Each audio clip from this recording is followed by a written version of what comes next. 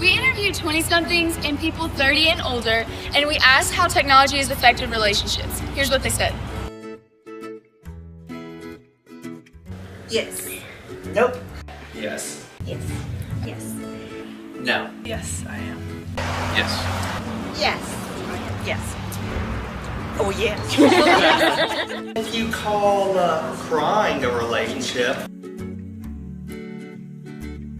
It wasn't a major part since we lived down the hall from each other in dorms, so we got to just walk down the hall and see each other. So I guess it was kind of beneficial, like when we were outside of class, we were able to like talk on the cell phone or text back and forth and just find out a little bit more about each other. Actually, it really didn't help me at all. Like, I don't even think I had a smartphone when I met her. We met through Match.com. I did. Technology. Through the computer? No. Oh, heavens. We've been married for 25 years. Oh, it was congrats. the old way where you actually had somebody say, would you like to meet so-and-so? Love that.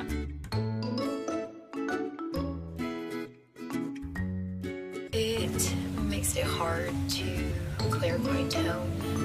We just text too much and it just, words can be misunderstood and just miscommunication can arise.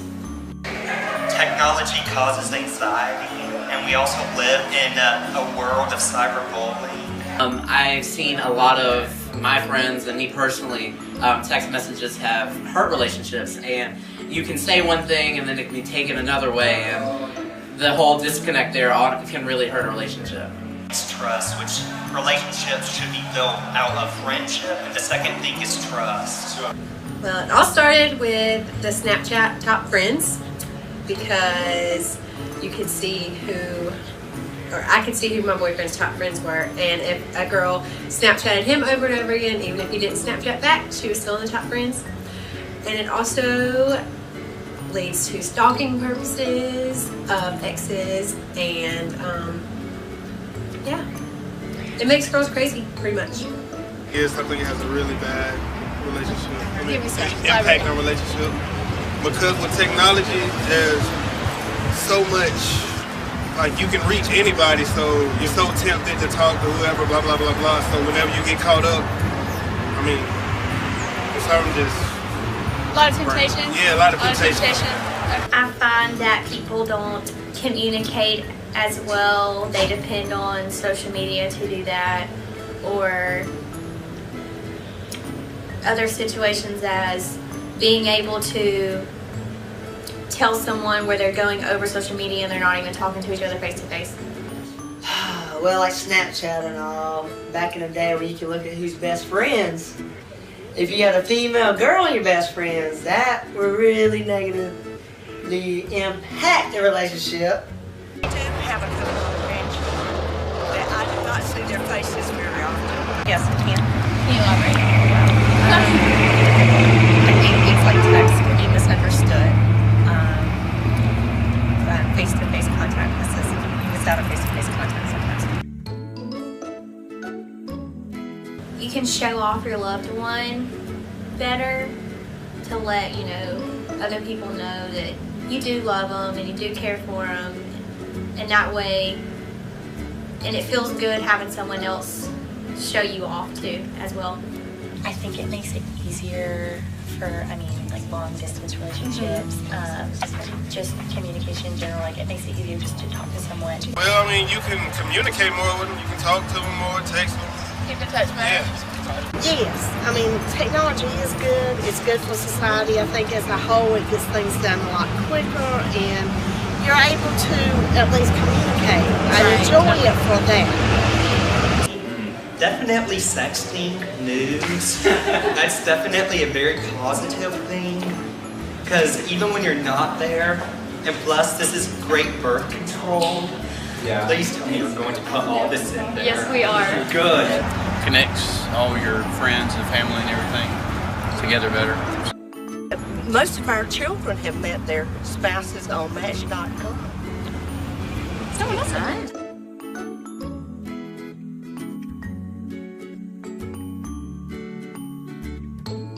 I think it benefits benefit, although like that's probably never going to happen nowadays Right. in this generation. I think it would benefit because, you know, it kind of forces you to be more personal, to really like dig deep and get to know someone.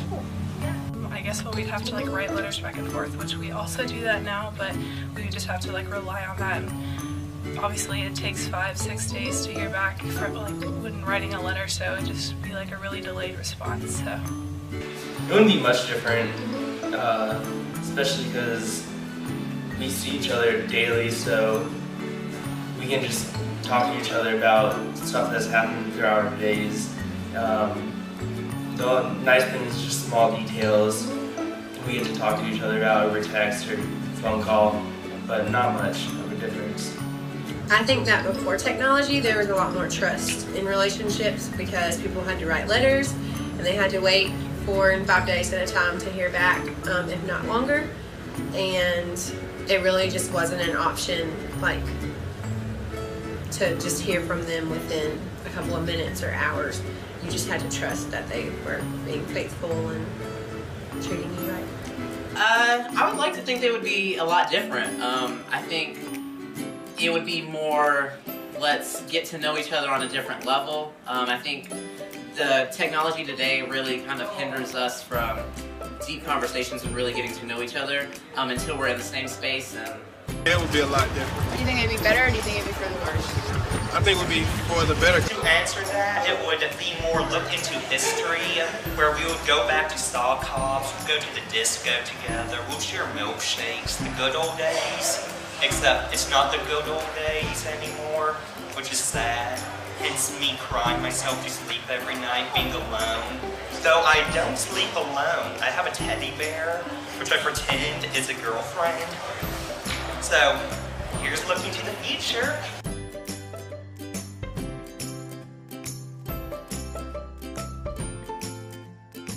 Well, the way that I feel about it is, of course, me at my age, it wasn't there.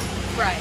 So now there is other ways through technology for people to meet and to see each other and talk. But then there is a negative side to that because you don't know who they really are and you don't know exactly if they're telling the truth. Definitely.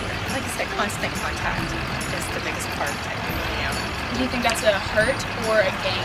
I think it can go either way. Oh man, we wouldn't even play basketball on the street, throwing a football and that sort of thing. So what we found after talking to people about technology's role in their relationships was actually pretty different than what we were expecting. Less 20-year-olds were meeting their partners online than we thought. They were actually meeting people at school or at work or through friends. They were only using technology for the get-to-know-you process. Out of the older people we spoke to, they either met their partners organically or they met on a dating website. But from there, it was all about face-to-face contact as they got to know each other. There was a resounding agreement from everyone we sampled that the positive impact of technology is that it's great for providing easy communication, but the negative impacts is where it gets interesting.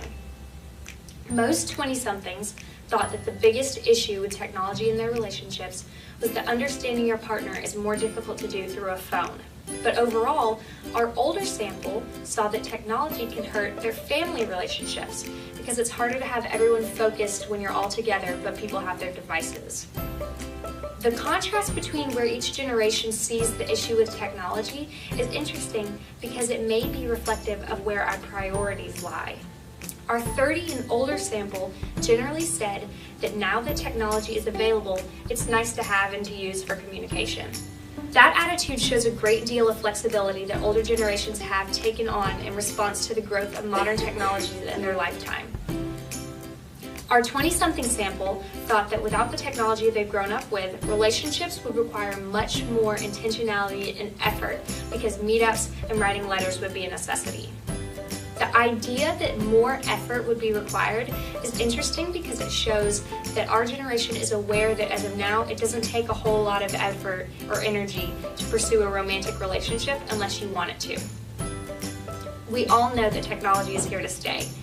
Based on what we've heard from the people we sampled, it's safe to say that 20-somethings from here on out need to learn to utilize technology for communication, but there's a whole life waiting for us beyond our screens. We have a lot to learn from the generations before us about the importance of our interpersonal relationships, and the biggest takeaway from this project is that technology can be a tool for furthering relationships, but it doesn't have to be the foundation of those relationships.